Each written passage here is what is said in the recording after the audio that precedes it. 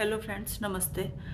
तो आज की वीडियो में मैं ये बात करना चाहती हूँ कि कई बार हमारे बच्चे खाना नहीं खाते और ये बात इतनी ज़्यादा परेशान करने वाली बन जाती है, क्योंकि आजकल अक्सर हम न्यूक्लियर फैमिलीज़ में रहते हैं, घर से दूर, परिवार से दूर, तो बुज़ुर्गों की कोई सलाह हमें मिल नहीं पाती है ऐसे। तो वो चीज़ें हमें बहुत ही परेशान करती हैं। इवन ऐसा भी होता है कि खाना बना के खुद खाने का मन नहीं करता है, ऐसा लगता है कि बच्चे ने तो कुछ खाया हुआ नहीं है, हम कैसे खा लें। तो मैंने जो पिछले सालों में की जर्नी रही है अपनी मदरहुड की जर्नी से, और इसके अलावा अपने बच्चों के डॉक्टर पेडिट्रिशियन हैं उनसे बात करके, और अपनी बहुत सारी फ्रेंड्स से बात करके, और अपने अनुभव से बड़े बुज़ुर्गों से बात करके जो मुझे समझ में आया है वो मैं पॉइंट्स आपके साथ शेयर करना चाहती हूँ। क्योंकि मुझे पता है being a mother it can be really very stressful, कि अगर बच्चा खाना नहीं खा रहा और उसकी वजह से हमें लग रहा है कि इसकी ग्रोथ अच्छे से नहीं होगी, ये थक जाएगा, कैसे स्ट्रॉन्ग स्मार्ट बनेगा वगैरह वगैरह, तो वो काफ़ी परेशान करता है। तो चलिए शुरू करते हैं। तो सबसे पहला पॉइंट है फ्रेंड्स, कम खाने में सबसे पहले ये चेक करिए कि बच्चा कहीं कॉन्स्टिपेटेड तो नहीं है। अगर बच्चा ठीक से फ्रेश होने नहीं जा रहा तो वो खाएगा अपने आप ही नहीं, दूध भी नहीं पिएगा। तो इसलिए उसका सबसे ज़्यादा पहला उपाय है कि आप उसको सोक्ड रेजिन देनी, यानी कि किशमिश को भिगो कर देना शुरू कर दीजिए। वो बिल्कुल हेल्प करता है, पेट साफ करने में काफ़ी हेल्प करता है। इसके अलावा जो भी फ्रूट्स पी से शुरू होते हैं, जैसे पियर, पपाया, पाइनएप्पल, पियर मतलब नाशपाती, पाइनएप्पल तो अनानास, प्रून, और इसके अलावा पपाया यानी कि अपना पपीता, ये जो पी से शुरू होने वाले फ्रूट्स हैं ये काफ़ी ज़्यादा फ़ायदा करते हैं पेट साफ करने में। तो इसलिए इनमें से कोई भी फ्रूट अगर बच्चा किसी भी तरह खा ले, अगर बच्चा नहीं खा रहा, बिल्कुल नहीं खाता, मुझे पता है कि बच्चे नहीं खाते, खाना नहीं चाहते, तो आप शेक की तरह पिला सकते हैं या किसी चीज़ में ऐड करके किसी भी तरह खिला दीजिए। तो जब पेट साफ होगा बच्चे को खुद ही भूख लगेगी। उसके बाद फ्रेंड्स नंबर 2 पॉइंट आता है वैरायटी ऑफ फूड सर्विंग, कि आप जो पौष्टिक खाना है आप सर्व करते रहिए। ये मत सोचिए कि बच्चा तो खाता ही नहीं, सर्व ही करके क्या होगा ऐसे, क्योंकि ये मैं अपने अनुभव से बता रही हूँ कि मैं कई चीज़ें देती ही नहीं थी अपने बेटे को कि खाता ही नहीं है, लेकिन मेरी बड़ी बहन आई हुई थी तो उन्होंने वो ये चीज़ें बार बार सर्व करके मेरे बेटे को खाना सिखा दिया था। तो इसलिए फ्रेंड्स कभी भी गिव अप मत करिए, आप तो सर्व करते रहिए, बच्चा कभी ना कभी खाना शुरू कर देता है। फ्रेंड्स नंबर 3 पॉइंट है कि ग्राइप वाटर दीजिए। बच्चा अगर छोटा है आपका तो ग्राइप वाटर देते रहिए। ग्राइप वाटर सौंफ और अदरक का पानी ही है, जो यहाँ पे भी यूएस में भी सारे डॉक्टर सजेस्ट करते हैं कि आप दीजिए। उससे क्या होता है, बच्चे का डाइजेशन अच्छा होता है, उसे खुल के भूख लगती है। बच्चे को आप सनलाइट में खेलने के लिए ज़रूर छोड़िए। सनलाइट में खेलने के लिए, खेलने से फिजिकली एक्टिव होता है बच्चा, मंकी बार्स पे लटकता है, या कुछ भी करवा रहे हैं आप उसे, physical exercise, hide and seek खेल रहे हैं, पकड़म पकड़ाई खेल रहे हैं, थोड़ा जब फिजिकल मूवमेंट होता है, या साइकिलिंग करवा रहे हैं, तो जब फिजिकल मूवमेंट होता है तब भी बच्चों को खुल के भूख लगती है, थक के सोते भी हैं और खाना भी मांगते हैं। तो इसलिए आप फिजिकल एक्टिविटी उस बच्चे की बढ़ जाए, कि बच्चे को मल्टीविटामिन देते रहिए। मैं आपको दिखा रही हूँ कि मेरे बच्चों को मैं कौन सा मल्टीविटामिन देती हूँ। स्मार्टी पैंट्स मिलता है ये कॉस्को में, आप ये दे सकते हैं, या जो भी आपके यहाँ अवेलेबल है वो आप मल्टीविटामिन देते रहिए। उससे आपकी ये टेंशन हट जाएगी कि ओ इसको तो मतलब न्यूट्रिशन ही नहीं, कैसे मिलेगा, ये तो कुछ खा ही नहीं रहा, या कैसे, वो चीज़ जो बहुत ज़्यादा परेशान करती है वो नहीं होगी। और ये मैंने डॉक्टर से पूछा हुआ है, इनके पेडिट्रिशियन है, वो इटालियन अमेरिकन है, तो मैंने, और बहुत एक्सपीरियंस्ड हैं, खुद भी 3 बच्चों की मदर हैं, वो बड़े हो गए हैं, उनके बच्चे तो कॉलेज गोइंग हैं। तो मैंने उनसे पूछ के ही जो भी मैं आपको बता रही हूँ, ये सब चीज़ें पेडिट्रिशियन से पूछ के कंसल्ट करके ही मैं आपको बता रही हूँ। कि आप ग्राइंड करके थोड़ा सा नट पाउडर रख सकते हैं अपने पास, जैसे कि बच्चा अगर आपका बादाम नहीं खाता, अखरोट या पिस्ता वगैरह नहीं खाता, पहली बात तो अगर खाता है तो वो तो बहुत ही अच्छी बात है, अगर उसका रूटीन बन जाता है तो, लेकिन अगर वो नहीं खाता तो आप ग्राइंड करके रख लीजिए अपने पास पाउडर, और वो जो भी चीज़ खाता है उसमें थोड़ा सा ऐड कर दिया करिए, तो उससे जो नट्स जो भी प्रोवाइड करते हैं न्यूट्रिशन, वो उसको मिलता रहेगा। कि बच्चे को बार बार स्नैकिंग के लिए मत दीजिए फ्रेंड्स। अगर बच्चे स्नैकिंग ज़्यादा कर लेते हैं, ये कभी बिस्किट खा लिया, कभी नमकीन खा लिया, कभी एक चिप्स खा लिया, तो बच्चों का छोटा सा तो पेट होता है, वो उन्हीं चीज़ों से ही भर जाता है। या आपने बहुत सारे मखाने भर के दे दिए भून के, आप सोच रहे हैं तो बड़ा हेल्दी फूड है, तो दे तो सकते ही हैं, वो अच्छा स्नैक है, लेकिन अगर बच्चे ने वो स्नैकिंग कर ली है तो फिर बच्चा मील तो खाएगा ही नहीं। तो इसलिए अगर आपको उसे मील खिलाना है कुछ घंटों बाद, तो स्नैकिंग रोक दीजिए 3-4 घंटे पहले, जिससे उसे खुल के भूख लग जाए।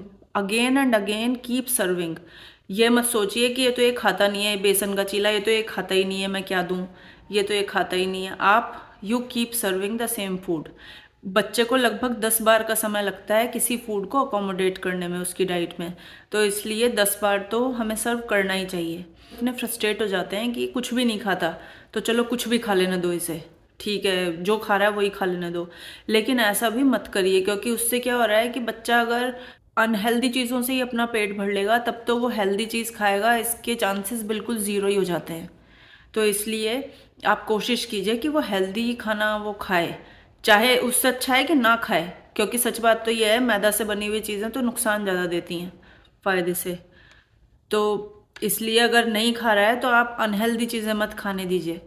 कि जो भी आपका अपना हमारे एंसेस्टर्स वाला फूड है, जैसे हमारे दादी नानी जो खाते थे ना, अगर हम वही चीज़ें सर्व करते हैं, या जो हमारे घरों में बनता है, जैसे हमारे घर में चीला बनता है, उपमा बनता है, जवे बनते हैं, रोटी बनती है, चावल बनते हैं, तो ये चीज़ें खिलाना ज़्यादा आसान है बनिस्पत के कि हम ऐसे चीज़ें खिलाने लग जाएं कि हम प्यूरी बना बना के अलग अलग वो खिला रहे हैं। भाई हम कर सकते हैं ऐसा, बॉइल्ड वेजिटेबल खिला सकते हैं, लेकिन जो हमारा ट्रेडिशनल फूड है वो भी हमें ज़रूर इंट्रोड्यूस करना चाहिए। नहीं तो बच्चा, अगर हम कहीं ट्रैवल कर रहे हैं, कोई फंक्शन है, कभी अलग से नई कुकिंग हो पा रही, तो कम से कम बच्चा वो सब चीज़ें तो खा सकता है ना जो हम खाते हैं, जो बनी रहा है घर में, कहीं भी अवेलेबल है इजीली। तो इसलिए बच्चे को सब कुछ खाना सिखाइए पहले से ही। ये मत सोचिए कि नहीं मैं तो 1 साल तक तो मैं खिलाऊं, अपने आप प्यूरी बना के खिलाऊं, या बस उबली हुई सब्जियां खिलाऊं। मुझे पता है कि वो भी बहुत अच्छी अप्रोच है अगर काम कर जाए, लेकिन वो हमेशा काम करती नहीं है, क्योंकि कई बार हम ट्रैवल करते हैं, कई बार बीमारी है, कई बार कोई लोग आए हुए हैं, हम बिजी हैं। तो इसलिए हमेशा keep it flexible, keep it which is sustainable. ऐसे बना के चलिए कि वो चल सके आराम से वो अप्रोच। बच्चों का ग्रोथ परसेंटाइल काफ़ी कम होता है कई बार, और ये चीज़ बहुत परेशान करती है कि पता नहीं बच्चा बढ़ क्यों नहीं रहा, या बच्चा कम खा रहा है इसलिए बढ़ नहीं रहा। लेकिन ये चीज़ जेनेटिक भी है कि बच्चे की ग्रोथ कैसे होगी।